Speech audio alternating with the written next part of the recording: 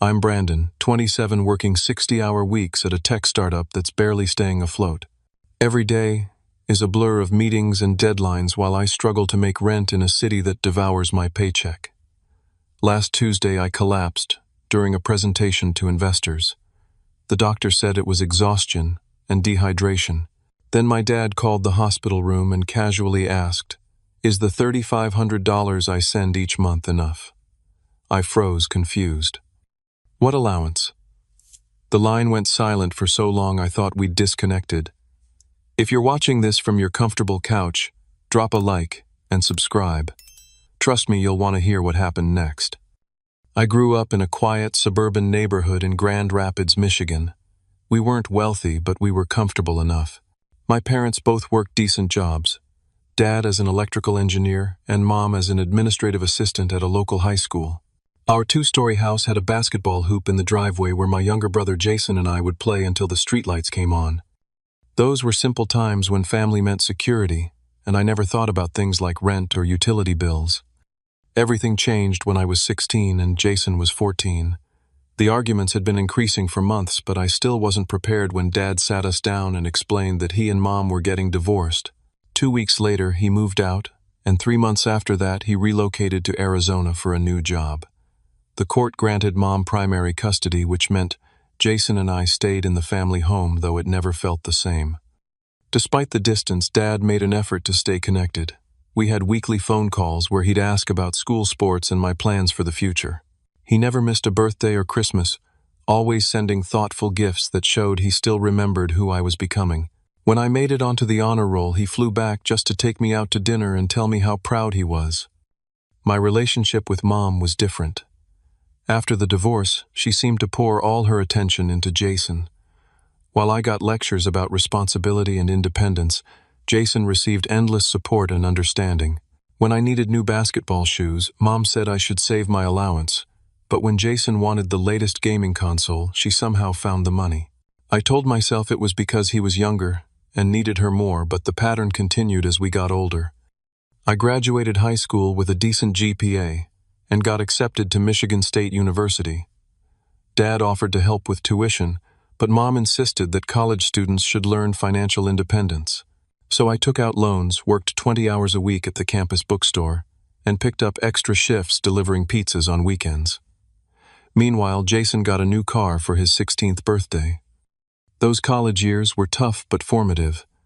I majored in computer science, drawn to the creative problem-solving and future job prospects.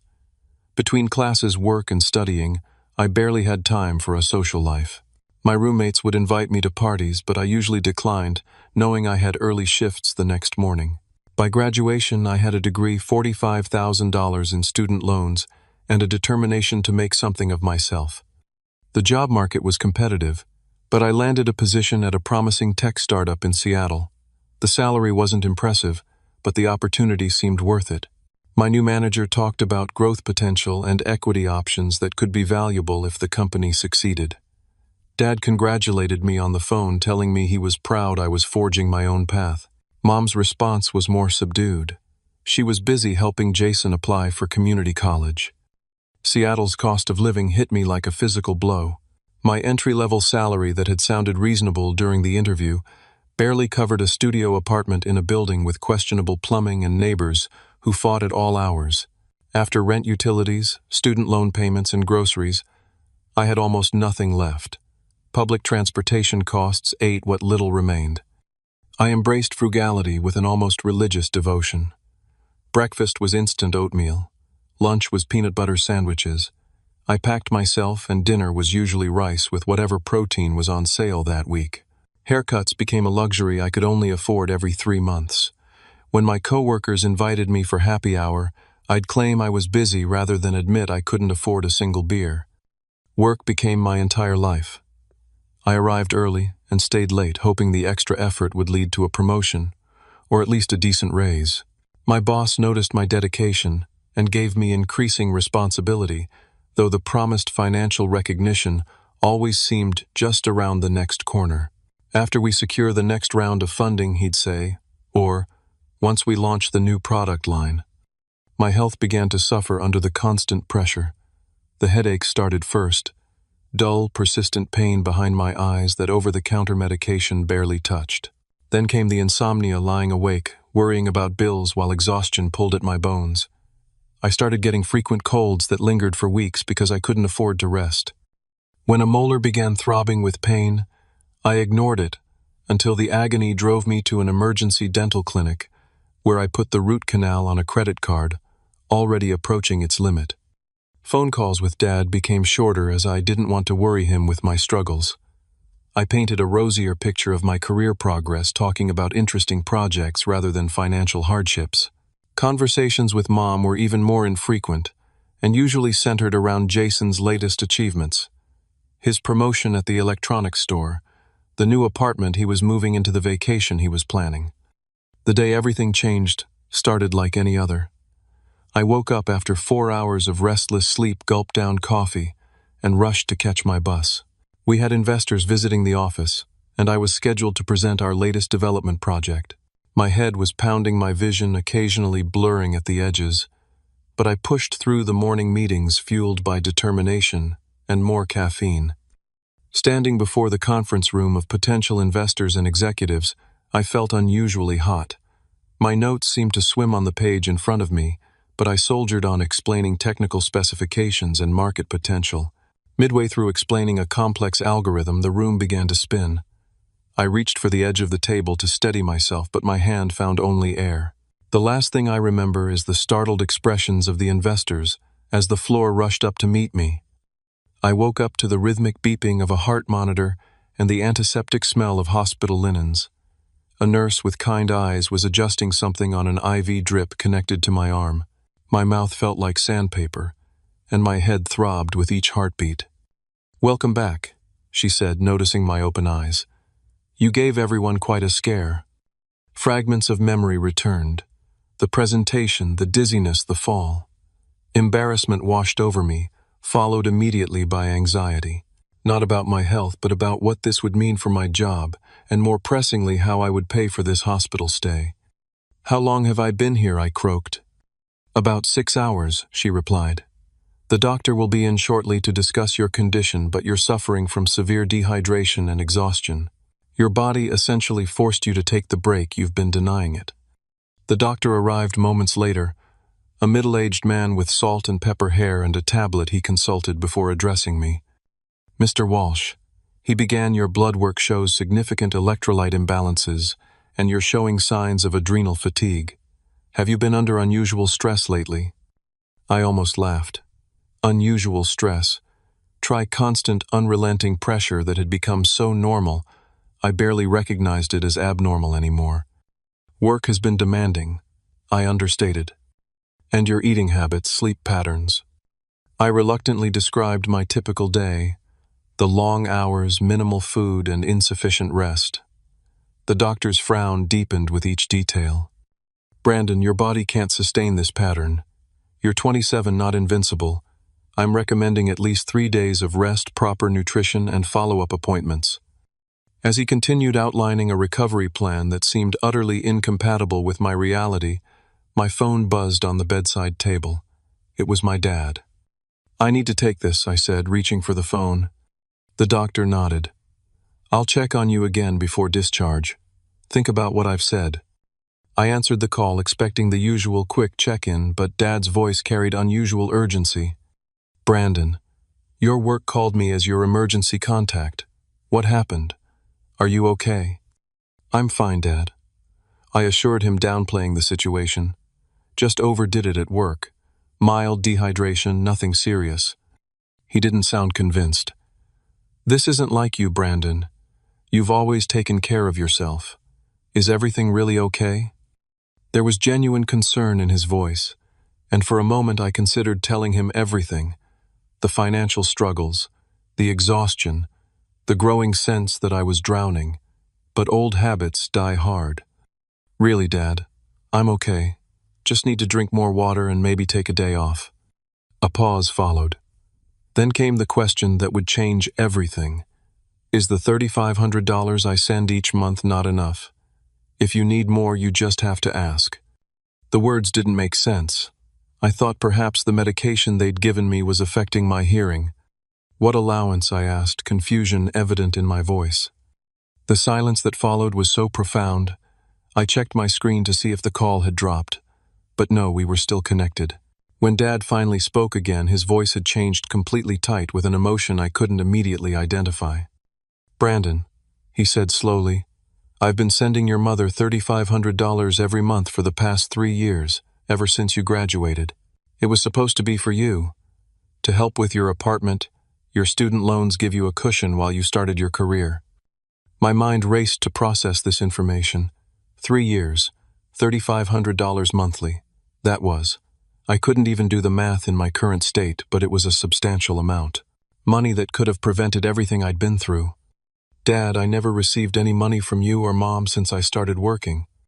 Another long pause. "After the divorce, your mother and I agreed that I would provide financial support for you kids through college and into early adulthood. For Jason, I've been contributing to his college fund. For you, once you graduated, we agreed on the monthly allowance. I've been sending it directly to your mother's account for the past 3 years." The implication hung in the air between us.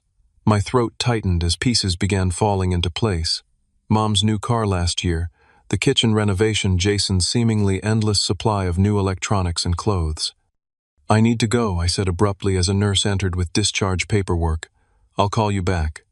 The next hour passed in a blur, signing forms, receiving prescriptions, listening to care instructions that barely registered. All I could think about was the money, my money, over $100,000 that could have changed everything about my struggle these past years. As I hailed a rideshare outside the hospital entrance, the driver asked if I was all right. I must have looked as shell-shocked as I felt. "Just tired," I replied, giving him my address. But exhaustion had nothing to do with the hollowness spreading through my chest. It was something far worse. The first tremors of betrayal from the person who was supposed to protect me most. My apartment felt smaller and shabbier than ever as I let myself in, still weak from my hospital stay. The single window faced a brick wall, barely letting in any natural light. The second-hand futon that doubled as my bed was unmade, and dishes from yesterday's hurried breakfast cluttered the tiny sink. This wasn't just a temporary living situation anymore. This represented 3 years of unnecessary struggle. I sank onto the futon, my discharge papers falling to the floor. 3 years of $3,500 monthly, $126,000 total. The number was almost incomprehensible. That amount could have paid off my student loans entirely. It could have meant a decent apartment, proper healthcare savings for the future. It could have changed everything. My first instinct was to check my bank accounts illogically, hoping there might have been some massive misunderstanding. I opened my laptop and logged into my checking account, scanning months of transactions. Nothing unusual appeared, just my modest paychecks going in, and bills going out with the balance perpetually hovering just above zero. I checked my savings account next, which contained exactly $872. My emergency fund that never seemed to grow because emergencies kept happening. No mysterious deposits. No evidence of the money Dad claimed he'd been sending for 3 years. I pulled up old emails, searching for any mention from Mom about financial support. Nothing. In fact, the last time I'd asked for help, when my car had broken down beyond repair 6 months after moving to Seattle, Mom had lectured me about financial responsibility and suggested I take the bus instead. I'd been doing exactly that ever since. The evidence was becoming clear, but I needed to hear it from Mom herself. I picked up my phone, noticed 3 missed calls from Dad, and dialed Mom's number instead. She answered on the 4th ring, her voice carrying its usual distracted tone. "Brandon, this is unexpected. Is everything okay?" "Not really," I replied, trying to keep my voice steady. "I'm calling about the money Dad's been sending for me." A beat of silence followed. When she spoke again, her tone had shifted slightly. "What are you talking about?" "Dad just told me he's been sending $3,500 every month for the past 3 years. Money that was meant for me, but I never received." "Your father says a lot of things, Brandon." Her voice took on a defensive edge I recognized from childhood arguments. "You know how he exaggerates." "So he hasn't been sending money for me?" "Well, he sends child support, of course. That arrangement didn't end just because you grew up. But it's not some specific amount for you personally. It's to support the family. This didn't align with what Dad had said, but I'm not living at home. I haven't been for years. Brandon, I'm in the middle of something right now. Can we discuss this later? Before I could protest, she added, I'll call you this weekend, okay? Love you. And the line went dead. Her evasiveness only intensified my suspicion. Mom had always been skilled at redirecting uncomfortable conversations, but this felt different. There was guilt in her abrupt ending of our call. I needed concrete evidence. I texted Dad, Can you send me proof of these payments you've been making? His response came quickly, logging into my bank now. We'll email statements. While waiting, I recalled other financial discrepancies over the years. The time Mom claimed she couldn't help with my textbooks because money was tight, yet Jason got a new laptop the same month. Or when she said she couldn't visit me in Seattle because flights were too expensive, then posted Facebook photos from her weekend trip to Las Vegas with her friends. Dad's email arrived with attachments. Bank statements showing consistent monthly transfers of $3,500 to Mom's account dating back exactly 3 years. Each one referenced Brandon's support in the transaction notes. The evidence was undeniable. I called Dad back, my voice shaking slightly. I got your email. I see the transfers. Brandon, I'm so sorry, he said, his voice heavy with regret.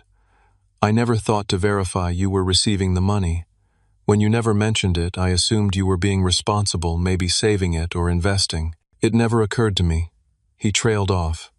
It's not your fault, I assured him, though part of me wished he'd checked sooner. But I need to understand what happened. Of course. What are you going to do? Confront Mom, I said. A plan already forming. In person. After ending the call, I booked the cheapest flight to Grand Rapids for Friday afternoon using most of my meager savings. I then called my manager at work, explained the family emergency, and requested 2 personal days. Given my recent collapse, he didn't argue. I called Mom back, but the call went straight to voicemail. Rather than leave a message, I texted her, Flying home this weekend. Need to talk in person. Her response came hours later. Looking forward to seeing you. Jason will be excited too. The casual tone of her message with no acknowledgement of our earlier conversation fueled my determination. This wasn't going to be a pleasant family reunion, but I needed answers. The flight to Michigan gave me time to organize my thoughts and evidence. I had Dad's bank statements printed out, along with a list of questions I needed answered. What had happened to the money? Why had she kept it from me? How could she watch me struggle financially, while apparently using my support money for herself and Jason? When my plane landed Friday evening, I rented a car rather than asking for a pickup. I wanted the freedom to leave when I needed to, anticipating this wouldn't be a peaceful visit. Driving through my old neighborhood felt surreal. Fall leaves carpeted lawns and Halloween decorations adorned porches. My childhood home came into view, the 2-story colonial with green shutters and the basketball hoop still standing in the driveway. But something was different. A brand new SUV sat in the driveway. Definitely not the sensible sedan Mom had driven for years. I parked on the street and approached the house, slowly steeling myself for what was to come. Before I could knock, the door swung open and Mom stood there smiling as if this were any normal visit. Brandon, you're earlier than I expected. She moved to hug me, but my stiff posture made her pause. Are you still not feeling well? Jason mentioned you were in the hospital. So they'd been talking about me. I'm fine, I replied, stepping past her into the house. Where is Jason? He'll be here soon. He doesn't live here anymore. Has his own place across town. But he comes for dinner most Fridays. I nodded, taking in the house's interior.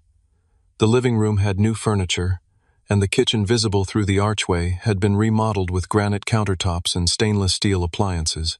Small changes individually, but collectively they painted a picture of financial comfort that contrasted sharply with my struggling existence. Nice renovations, I commented. When did you do all this? Oh, gradually over the past couple of years, Mom replied, seemingly oblivious to my tone. Would you like something to drink while we wait for Jason? Water is fine, I said, following her to the kitchen. We engaged in strained small talk about her job and neighborhood gossip while I sipped my water. I was just about to broach the real reason for my visit when the front door opened again. "Mom, you wouldn't believe what Henderson said at work today." Jason's voice cut off as he entered the kitchen and saw me. "Brandon didn't know you were coming." His surprise seemed genuine, but there was something else in his expression. Wariness, perhaps. My response died in my throat as I took in my younger brother's appearance. Designer jeans, an expensive-looking watch and keys to what appeared to be a high-end car dangling from his finger. This was not the look of someone struggling financially. "Nice car," I said, instead of a greeting. "New. Got it a few months ago," Jason replied with a hint of pride. "Custom modifications just finished last week. Must have cost a fortune," I observed. An uncomfortable glance passed between Jason and Mom. In that moment I knew. They both knew exactly what had happened to my money. "Let's eat dinner," Mom interjected brightly. "I made your favorite lasagna, Brandon." As we moved to the dining room, I noticed more signs of affluence. A new large-screen TV in the adjacent family room, and through Jason's open backpack, I glimpsed what looked like high-end gaming equipment. The pieces were falling into place, creating a picture I didn't want to see, but could no longer ignore. My $3,500 monthly hadn't disappeared into thin air. It had been funding a comfortable lifestyle for my mother and brother, while I worked myself to the point of collapse. Dinner was excruciating. Mom prattled on about neighborhood gossip while serving lasagna on what appeared to be new dinnerware. Jason alternated between texting under the table and boasting about his job at the electronics store where he'd recently been promoted to assistant manager. "The employee discount is awesome," he explained, helping himself to seconds. "Got my whole gaming setup for practically wholesale." I pushed food around my plate, appetite gone. The $3,500 monthly that could have changed my life had apparently been funding Jason's hobbies and Mom's home improvements. "So Brandon," Mom said, "you never mentioned why you suddenly decided to visit. Is everything okay with your job?" The opening was perfect. I set down my fork and looked directly at her. "Actually, I came to ask about the $3,500 Dad has been sending for me every month for the past 3 years. The clatter of Jason's fork against his plate was the only sound in the sudden silence. Mom's smile froze, then slowly faded. "I don't know what you're talking about," she said finally, but her voice lacked conviction. I pulled the bank statements from my jacket pocket and laid them on the table. "These say otherwise. 3 years of monthly payments from Dad, specifically designated for me." Mom glanced at the papers but didn't touch them. Jason, however, leaned forward to look, then quickly sat back, his expression closing off. "Your father and I had an arrangement after the divorce," Mom said carefully. "He sends money to help with family expenses." "But I haven't been living at home for years," I countered, "and these payments started after I graduated college and moved to Seattle." "Brandon, you don't understand how expensive it is to maintain a household." "You're right, I don't. Because I've been living in a studio apartment, I can barely afford working myself to exhaustion, skipping meals to make rent, while apparently my support money was being spent here." Jason shifted uncomfortably in his chair. Mom's eyes darted to him briefly before returning to me. It wasn't like that she insisted. The money went into the family account. For emergencies like Jason's new car, or that gaming rig I saw in his backpack. Jason's face flushed. "Don't drag me into this. It's not my fault you chose some low-paying startup instead of a real job." His words hit like a physical blow. Not because they were true, but because they revealed how little he understood about my life. "Jason, I collapsed at work this week from exhaustion and dehydration. I've been skipping doctor appointments because I can't afford them. Meanwhile, you're driving around in a car that probably cost more than I make in a year." "That's enough," Mom interjected. "Brandon, you're being dramatic. You've always been independent and capable. Jason needed more support." "Support with what? His gaming habit?" Mom's expression hardened. "Not everyone is as naturally gifted as you, Brandon. Jason struggles. He needed the boost to his confidence that these things provided." I stared at her, incredulous. "So you took money specifically meant for me and gave it to Jason because what he wanted? Expensive toys, and I was doing fine, drowning in student debt and working 60-hour weeks." "Don't talk to Mom like that," Jason snapped. It's not her fault you moved across the country and barely keep in touch. I barely keep in touch, because I'm working constantly to survive. My voice rose despite my efforts to stay calm. Do you have any idea what these past 3 years have been like for me? The root canal I put on a credit card I'm still paying off. The time I had bronchitis but couldn't afford to miss work, so I just powered through it for weeks. Mom had the decency to look uncomfortable, but her defensiveness remained. Brandon, we didn't know things were that difficult for you. You never said anything. Would it have made a difference? If I had? Would you have actually sent me the money Dad intended for me? Her hesitation was answer enough. How much was it, I asked, turning to Jason. How much of my money went into that car, that gaming equipment? Jason glanced at Mom before answering. I didn't know it was specifically for you, okay? Mom said Dad was sending family support money. That's not what I asked.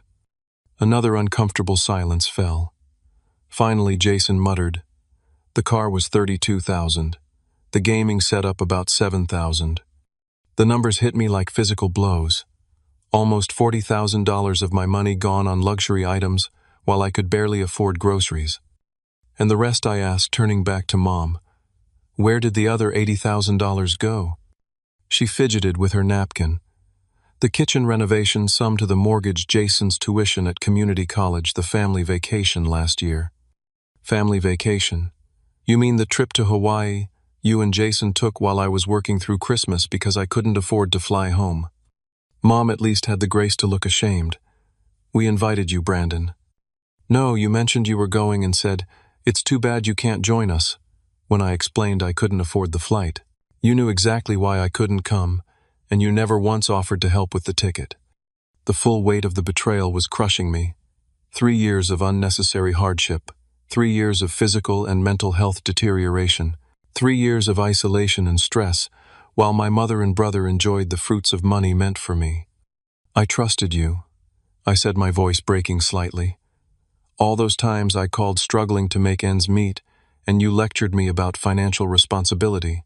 You knew Dad was sending money for me, and you deliberately kept it from me. It wasn't deliberate, Mom protested weakly. It just happened. At first I was going to forward some to you, but then Jason needed new tires for his car, and then there was the roof leak, and it just continued. For 3 years, the incredulity in my voice was unmistakable. That's not an accident, Mom. That's a choice. A series of choices every single month. Jason, perhaps sensing his position was indefensible, tried a different approach. Look, we didn't know you were having such a hard time. You always acted like everything was fine. Because that's what you do in this family, I exploded. You pretend everything's fine. Mom's been doing it since the divorce, and I learned from the best. Mom flinched as if I'd slapped her. That's not fair. Fair? You want to talk about fair? I gestured to the bank statements on the table. $126,000, Mom. That's what Dad sent for me. Money that could have changed everything about these last 3 years of my life. And you took it. I didn't think of it that way, she said softly. In my mind, it was supporting the family. I wasn't part of this household anymore. You knew I was struggling in Seattle. You knew I was working myself to exhaustion, and you let me believe I was on my own while spending my support money on kitchen renovations and vacations. Jason stood abruptly. This is bullshit. You always think you're better than us with your fancy degree and big city job. So things were tough for a while. Welcome to real life. The casual dismissal of my hardship was the final straw. I stood as well, shaking with anger and hurt. Real life? I've been living real life, Jason. You've been living on my dime, apparently. Enjoying luxuries I couldn't even dream of because I was too busy working multiple shifts to keep a roof over my head. That's enough, both of you, Mom interrupted. Brandon, I understand you're upset, but upset doesn't begin to cover it, I cut her off. You betrayed me, Mom. Both of you did, and I don't know if I can forgive that. The words hung in the air, heavy with finality. Mom's eyes filled with tears, but for once, I didn't feel the familiar urge to comfort her, to smooth things over and pretend everything was fine. I'm staying at a hotel tonight, I said, gathering the bank statements. I'll let you know when I'm ready to talk again. As I moved toward the door, Mom called after me. Brandon, please. We can work this out. I paused, hand on the doorknob, not turning back. The worst part isn't even the money, Mom. It's that you watched me struggle for 3 years and said nothing. You chose Jason over me again and again. With those words, I walked out, letting the door close behind me with a decisive click. In my rental car, hands shaking on the steering wheel, the tears I'd been holding back finally broke free. 3 years of hidden struggle, of pretending I was fine, of pushing my body and mind to breaking points. All unnecessary, all preventable, all because the people who should have protected me had instead taken advantage. As I drove away from my childhood home, I wasn't just leaving the physical space. I was leaving behind illusions about my family that had persisted despite evidence to the contrary. The revelation was painful, but there was also a strange sense of clarity cutting through the betrayal. For the first time, I saw the dynamic clearly, not as I wished it to be, but as it actually was. The hotel room was generic and impersonal. Beige walls, floral artwork, a queen bed with too many pillows. But tonight, its anonymity was comforting. I sat on the edge of the bed, emotionally drained from the confrontation, and called Dad. He answered immediately. "Brandon, how did it go?" "About as well as you'd expect," I replied, my voice hoarse. "They spent it, all of it." Dad was silent for a moment, before asking, "On what?" I recounted the details. Jason's car and gaming setup, Mom's kitchen renovation, their vacations and home improvements. With each item, Dad's breathing grew more controlled, the way it always did when he was restraining anger. "I'm coming there," he said finally. "I'll be on the first flight tomorrow." "You don't need to." "Yes, I do. This isn't just about the money, Brandon. This is about them watching you struggle while they lived comfortably on funds meant for you. I won't let that stand." The firmness in his voice was reassuring. For so long I'd been handling everything alone. Having someone unequivocally on my side felt like finding solid ground after treading water for years. "Thank you," I said simply. "Get some rest. Text me your hotel information. I'll let you know when my flight lands." After hanging up, I lay back on the bed, staring at the ceiling. The events of the past few days replayed in my mind. The collapse at work, the hospital stay, Dad's revelation, tonight's confrontation. It felt surreal, like watching someone else's life unravel. Sleep came in fitful bursts, interrupted by dreams, where I was running toward something important that remained just out of reach. I woke at dawn feeling unrested but oddly clear-headed. After a quick shower, I checked my phone to find several missed calls and texts from Mom and one from Jason.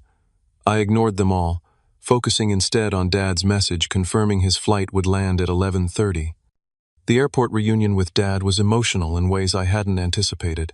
Seeing him walk through the arrival gate, silver-haired now but still standing tall and straight, brought a rush of feeling I wasn't prepared for. When he pulled me into a tight hug, I felt like a child again, safe in a way I hadn't in years. "You look tired, son," he said, studying my face as we separated. "It's been a long week," I replied with a weak smile. We drove to a nearby restaurant, settling into a quiet booth, where Dad ordered coffee for both of us before addressing the situation.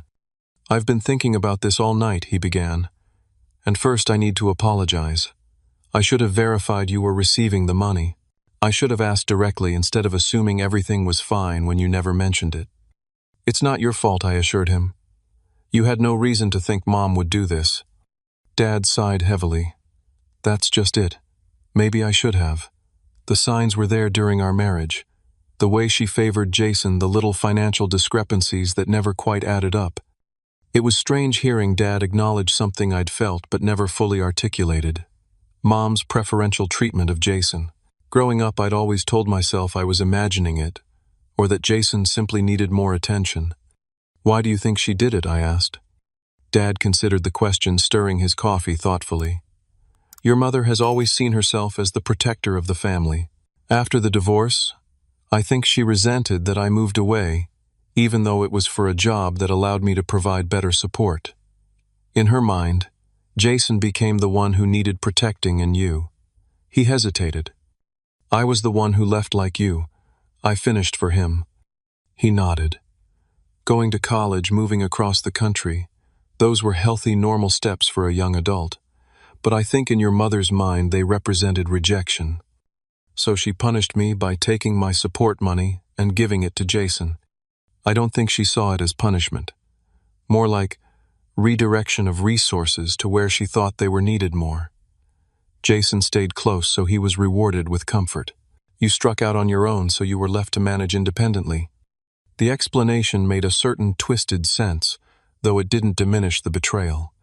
What happens now? I asked. First, we consult with a lawyer. What your mother did may constitute fraud. She received money under false pretenses. Then we address your immediate needs. You mentioned medical bills, student loans. The practical approach was comforting. After years of struggling alone, having someone help plan a path forward felt like a weight lifting. After lunch, we met with a lawyer Dad had contacted before flying out. The consultation was sobering. While we had a solid case, the lawyer warned that pursuing legal action against family members often resulted in permanent rifts. Additionally, recovering the full amount could be difficult if the money had already been spent. You have options, the lawyer explained. We could file a civil suit or potentially pursue criminal charges for fraud, but I'd recommend starting with a formal demand letter outlining repayment terms. Dad and I exchanged glances, wordlessly agreeing to start with the less aggressive approach. Back at the hotel, we discussed longer-term plans. Dad had cleared his schedule for the entire weekend, dedicating the time to helping me sort through this mess. I've been thinking, he said, there's a tech hub developing in Phoenix, not far from where I live. Several companies are expanding and hiring. The cost of living is lower than Seattle, and you'd have my support nearby. The suggestion caught me off guard. I'd been so focused on surviving in Seattle I hadn't considered other options. I'd need to think about that, I replied cautiously. My current job worked you to the point of collapse, Dad interjected. Brandon, I respect your independence, but there's a difference between being independent and being isolated. You don't have to do everything alone. His words resonated more deeply than I expected. For 3 years, I'd prided myself on making it work in Seattle, never asking for help, pushing through regardless of the cost. But where had that gotten me? A hospital stay, mounting debt, and the realization that I'd been struggling unnecessarily while my support money funded my brother's luxuries. I'll consider it, I conceded. But first, we need to deal with Mom and Jason. Dad nodded grimly. Tomorrow, tonight you rest. That night I slept better than I had in months, perhaps because for the first time in years I wasn't carrying the weight of survival entirely alone. Dad's presence in the adjoining room was a tangible reminder that I had support. Real support, not the conditional kind my mother had shown. In the morning, Dad and I prepared for the confrontation. We agreed on a strategy: focus on the facts, stay calm, and present clear expectations for resolution. Dad would take the lead on financial discussions while I would address the emotional aspects of the betrayal. As we drove back to Mom's house, Dad placed his hand briefly on my shoulder. Remember, regardless of how this goes, you're not alone anymore. Those simple words carried me through the door, ready to face the family members who had betrayed my trust, but finally equipped with the support and clarity to demand accountability. Mom opened the door before we could knock, her expression shifting from hopeful to wary when she saw Dad standing beside me. Jason was already there, slouched in an armchair in the living room, pointedly focused on his phone. Richard, Mom said stiffly. I didn't expect to see you.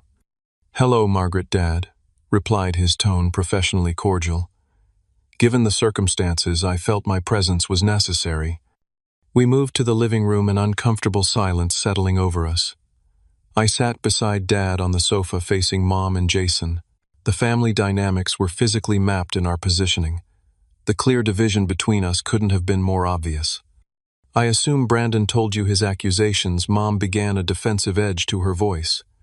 They're not accusations, Margaret. They're facts, supported by bank records. Dad's voice remained even, but I could sense the controlled anger beneath his calm exterior. For 3 years, I sent $3,500 monthly, specifically designated for Brandon's support. Money he never received.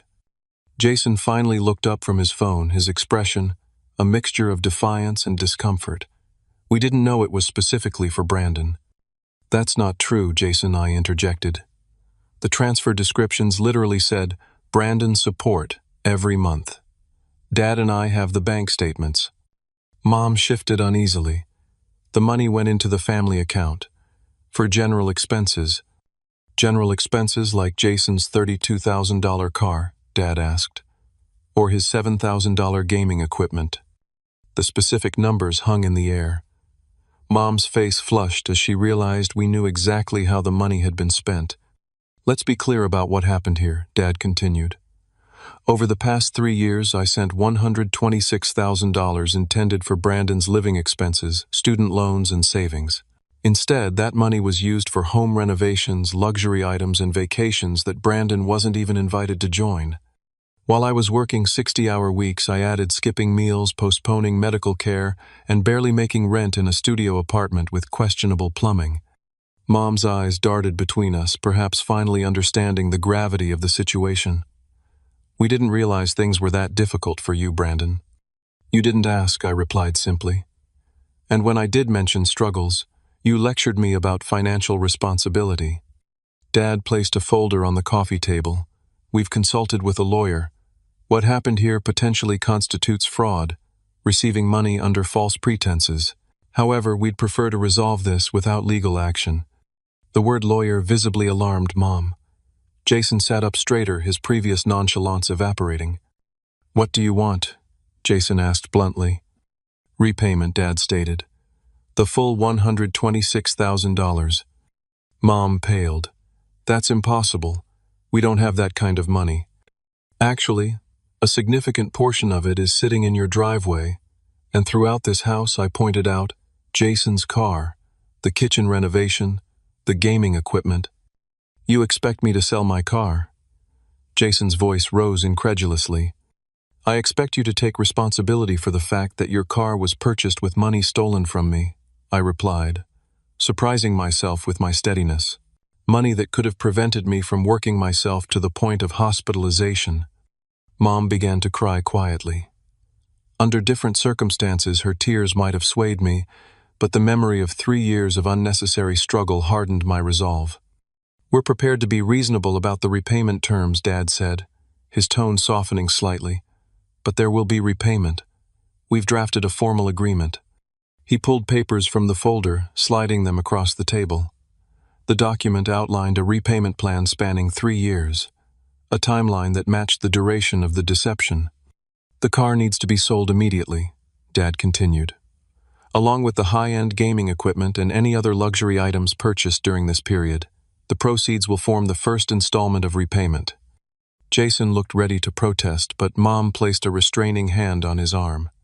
We'll need time to review this with our own lawyer, she said, attempting to regain some control of the situation. Of course, Dad agreed.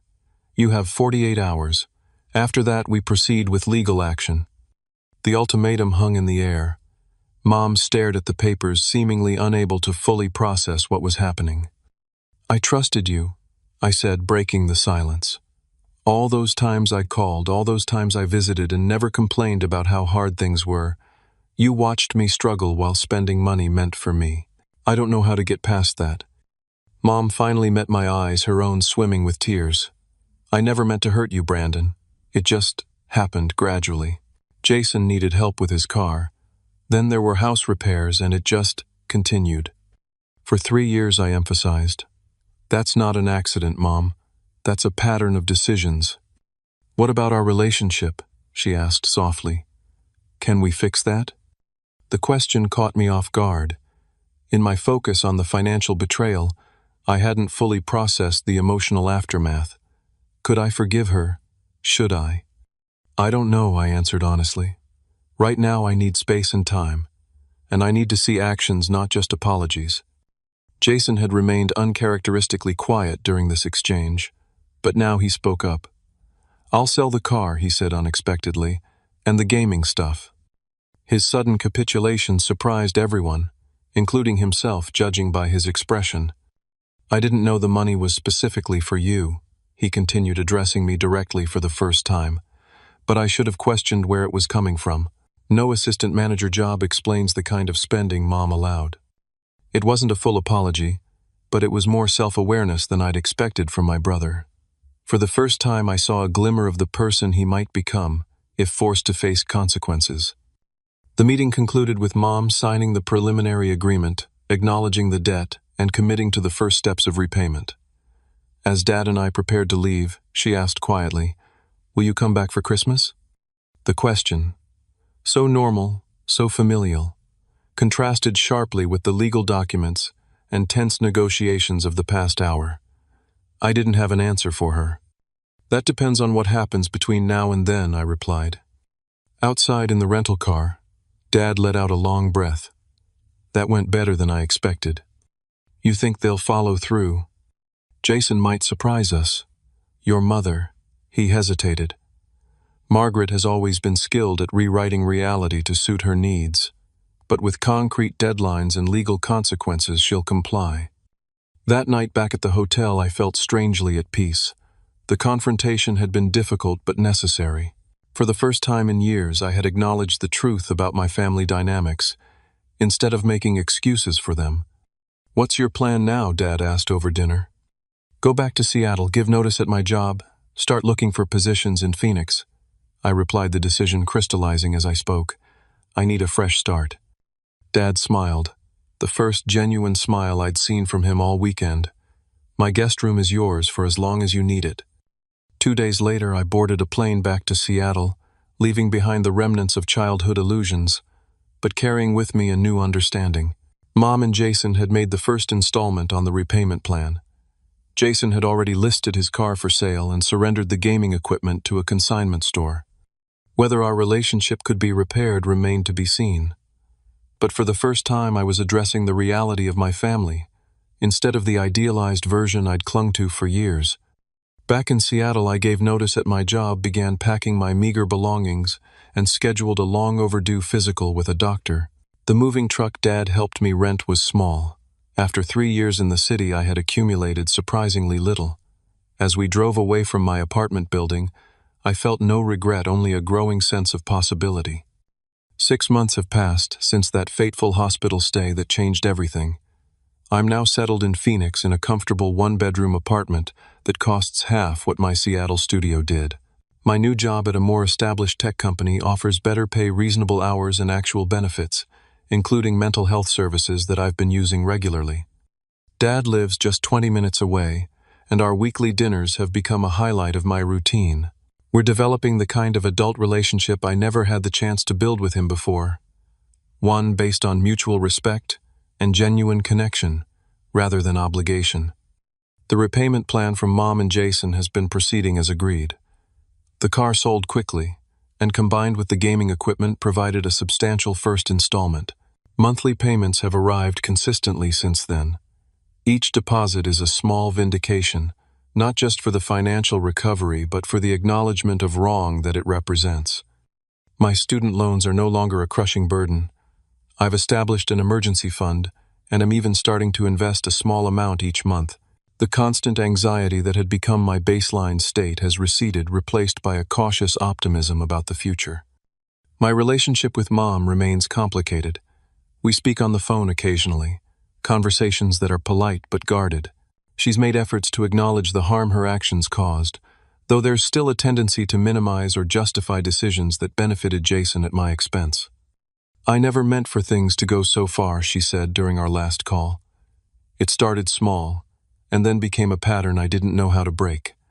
I'm learning to accept these partial insights as progress while maintaining the boundaries necessary for my own well-being. Forgiveness is a process, not an event, something my therapist reminds me regularly." Jason has shown surprising growth. After selling his car and moving to a more modest apartment, he seems to be developing a work ethic I never witnessed before. During our occasional text exchanges, he mentions plans to return to college and complete his degree without Mom's financial cushioning. "Having to earn things myself is actually not terrible," he admitted in his most recent message. "A small step, but significant, coming from the entitled teenager who once enjoyed the fruits of my stolen support money." Dad and I have had many long conversations about family dynamics, piecing together patterns that stretched back to my childhood. He carries his own guilt for not recognizing sooner what was happening, though I've assured him repeatedly that the responsibility lies primarily with Mom. "I should have been more present," he said during one such discussion. The physical distance after the divorce made it too easy for your mother to construct her own narrative without my input. "You're here now," I reminded him. "That's what matters." And it does matter. Having a parent who unequivocally supports me has been healing in ways I hadn't anticipated. Dad has become not just a father, but a friend and mentor, helping me navigate career decisions and offering perspective without controlling. The most profound changes, though, have been internal. I'm learning to recognize patterns from childhood that shaped my adult behavior.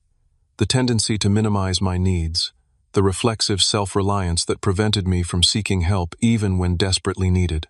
In therapy, I'm developing healthier approaches to relationships and self-advocacy. I've also gained clarity about money and its role in family dynamics. Financial support is never just about the dollars. It's about priorities, values, and often power. The way money flows within families reveals truths that words might conceal. Most importantly, I've learned about boundaries, their necessity and their power. Setting limits with Mom and Jason wasn't punitive, it was protective. Requiring accountability wasn't vengeful, it was essential for any possibility of future relationship. I still struggle sometimes with the question of forgiveness. Can I fully forgive Mom for watching me struggle for 3 years while redirecting my support money to Jason? The answer changes day by day, but I've realized that forgiveness doesn't require forgetting or removing consequences. It's possible to release bitterness while maintaining healthy boundaries. The scars from this experience will always be part of my story, but they no longer define my present or dictate my future. For the first time in years, I'm genuinely thriving, building a career I enjoy, developing meaningful relationships, and creating a life aligned with my values rather than driven by survival. If there's one thing I've learned through all of this, it's that family isn't just about blood. Family is about consistent support, mutual respect, and unbreakable trust. Sometimes the family we're born into fulfills those needs. Sometimes we need to create our own version of family with people who genuinely have our best interests at heart. As I sit here in my new apartment watching the desert sunset from my balcony, I feel something I haven't experienced in years: peace. Not because everything is perfect, but because I'm finally living authentically with clear eyes about my relationships and my worth. Have you ever discovered a betrayal from someone you trusted completely? How did you handle it? If this story resonated with you, please share your thoughts in the comments. Don't forget to like and subscribe if you want to hear more stories about navigating complex family dynamics and finding strength through difficult transitions. Thank you for listening, and remember, sometimes the hardest lessons lead to the most meaningful growth.